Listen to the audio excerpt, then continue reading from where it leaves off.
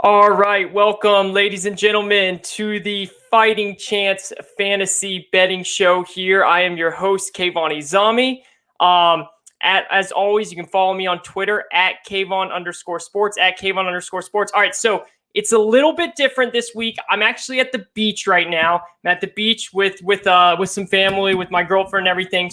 But I love doing this show. Love all the great comments and stuff that we got from last week's show. So I wanted to take a quick time out here and do week 2 of the Fighting Chance Fantasy Betting Show. Okay, so Gotta pay the bills first. Follow us on Twitter at FC Fantasy Sports if you haven't already. You're crazy. Do that if you haven't. Follow me on Twitter at Kayvon_sports.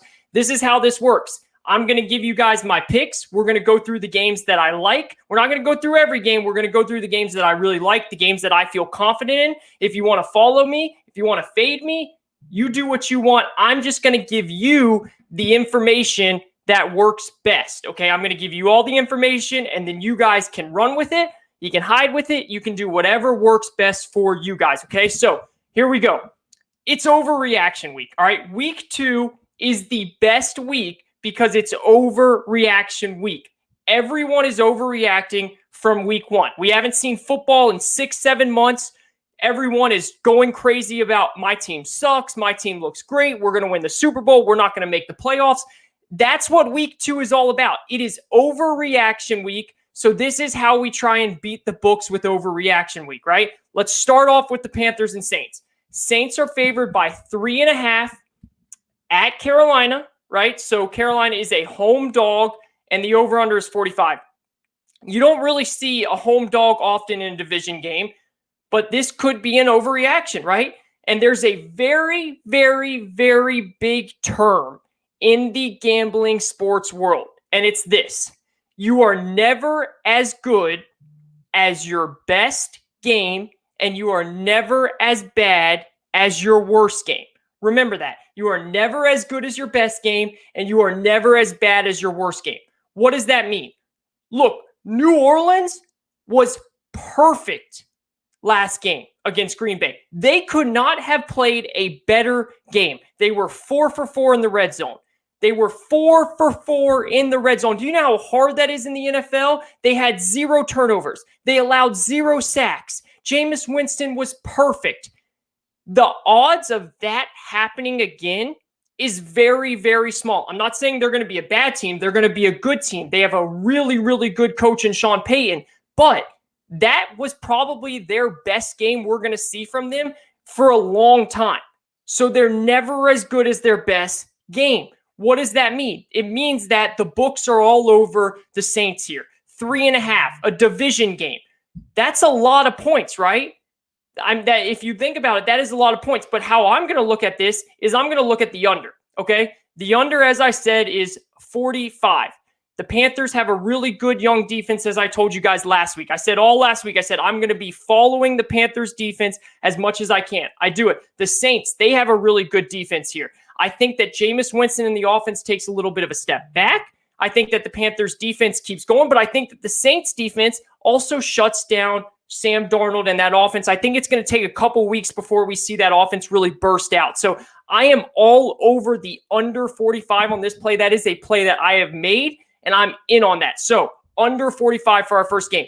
Raiders at the Steelers. Steelers are favored by 6.5, and the over-under is 47. I bet two parts of this game, okay? Look, I was on the Steelers last week against the Bills. I told you guys. I'm all over the Steelers against the Bills here. I said it was too much points for a Bills team that we weren't sure how they were going to look. I'm all over them. I'm back on the Steelers right now, okay? I think that the Steelers are a really good team. I think that they're going to show a lot of effort here, and I think the Raiders were on a big roller coaster here. I just think that the Raiders they had a crazy roller coaster win Monday night. There was a lot going on Monday night for them. They came back against the Ravens. I just think we're going to see a tired team. We're going to see an injured team. Josh Jacobs is out. We know that. So I like the Raiders to not be able to cover the spread on the road. So give me the Steelers at -6.5. And also give me the under here. I think the Steelers locks down. I don't think we see a lot of points from the Raiders at all. I am all in on the Steelers and the under for this game. Patriots at Jets. Look, Patriots are favored by 3. The over-under is 43. This is a very, very simple play for me here. When in doubt, bet Bill Belichick against rookies. When in doubt, bet Bill Belichick against rookies. Bill Belichick is the boogie monster for rookie quarterbacks. He's the boogie monster. Sam Darnold said it himself. He said, I'm seeing ghosts out there. And that is because of Bill Belichick. And what he does to rookie quarterbacks is incredible. You don't need any more stats than that. That's all you need. Patriots and Bill Belichick, as long as he is the coach, give me Bill Belichick against a rookie quarterback. Zach Wilson's going to have a very good career, but this game is not going to work out for him. I'm all in on the Patriots at -3 here. Okay, let's move on to the marquee matchup of the week. The Los Angeles Rams -3.5 at the Indianapolis Colts. Over-under is 48. Look, I like the Colts here. I'm going to tell you, I think the Colts have a chance to win outright. There is another sports term in the betting industry that says this, a sandwich game. What is a sandwich game? That is where a team plays 2 big games sandwiched in between a not so big game, right? So the Rams had a huge game week 1 because all off season we were talking about the love affair between Sean McVay and Matthew Stafford. They love each other. They hold hands. They're best friends. This offense is going to be incredible. They had to show out week 1, and they did. Next week, they have the defending Super Bowl champions, the Tampa Bay Buccaneers. So this is sandwiched in between a game where, yes, the Colts are a good team, but they might be overlooking this game. The Colts are at home. Overreaction week. The Colts did not play well week 1. It's an overreaction. I like the Colts to cover the 3.5, and I like the Colts to win outright. Sprinkle a little bit on the money line there. I am all in on the Colts. Overreaction week. They are a much better team than what Vegas is telling us right now, and this is the biggest sandwich spot you can ask for the Rams. They are looking ahead to the Tampa Bay Buccaneers. It's hard not to when you're about to go play Tom Brady and the defending champs. So give me the Colts at 3.5. If you can get it at 4, that's even better. I'm telling you, it might even creep down to 3. And if it does, be careful. That will be a problem. 2 more games here I have for you. 49ers at Eagles. The 49ers are favored by 3, and the over-under is 50. I'm all over the over here. The Eagles looked really, really good on the road against Atlanta. The total is sitting at 50. I think the 49ers are a better team offensively. I think they're a better team defensively. But they're on the road. That home crowd in Philly is going to be raucous because of what they saw last week from their quarterback and their team. They feel hope. They feel like they might have a chance this year when all off season, everyone thought this was going to be a disastrous season for the Eagles. Jalen Hurts looked very, very comfortable in the pocket.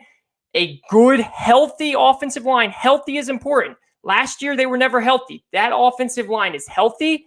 They're not banged up. They have some really good weapons with Devontae Smith, Jalen Reagor, Quez Watkins, players that can boom, that can take off in any second and score a 50-yard touchdown. The 49ers also looked really primed. They're ready to put up points. They've got Deebo Samuel. They've got George Kittle. I understand Raheem Mostert got hurt. That's okay. Why? Because Kyle Shanahan's system is so running back friendly, it's not going to matter. Both defenses are vulnerable here. I'm all in on the over. Give me the over 50 points. I think Philly scores a lot. I think the 49ers score a lot. And I think this goes way over the 50 points. Chargers -3, home to the Cowboys. Over-under is 54. Chargers are at home, and I put that in quotes because this is going to be a home game for the Dallas Cowboys. Let's just be real here. There are not going to be many Chargers fans in this game. It's going to be all Cowboys fans in LA because that's what Cowboys fans do. And I understand that the Cowboys looked good last week, and I think they'll look good this week. But I think the Chargers are going to look better. I think the Cowboys lost their best pass rusher in DeMarcus Lawrence, and the Chargers had the best pick of the draft so far in Rashawn Slater. That offensive line is going to keep Herbert right. I think we're going to see a ton of passing out of the backfield to Eckler. Mike Williams is going to get open. You're going to see Keenan Allen open. I think that the Chargers are going to go up and down on this Cowboys defense all week long. Give me the Chargers -3. I also like the over. In this game. I think both teams score a lot of points. I like the over, but I love the Chargers at -3. And then now, this is the last one for you guys, all right? To wrap it up, we've got the Packers -10 at home to the Detroit Lions. The over-under is 48.5 or 50. Listen, I am going with a prop for this one, okay? Just like I said with the Saints, you're not as good as your best game, and you're not as worst as your worst game. Everyone expects the Packers to come out here and dominate, and I think they do, and I think they win this game, and I think they probably cover the spread, but I'm not looking at that. If you want to take the spread, that's fine. You know what I'm looking at? I'm looking at Aaron Rodgers over 2.5 passing touchdowns at plus money. Right now, you can get that at plus 104.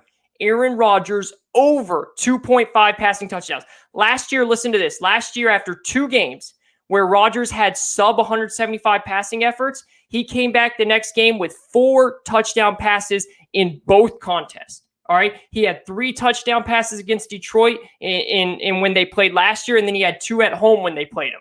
All right. That's 5 total touchdowns. Last year, 8 different quarterbacks had 3 or more passing touchdowns versus Detroit. And now Jeffrey Okudah, one of their best cornerbacks, is out. Aaron Rodgers is going to feast Monday night, ladies and gentlemen. If you want to take them on the spread, fine. I'm not going to pull you away from that.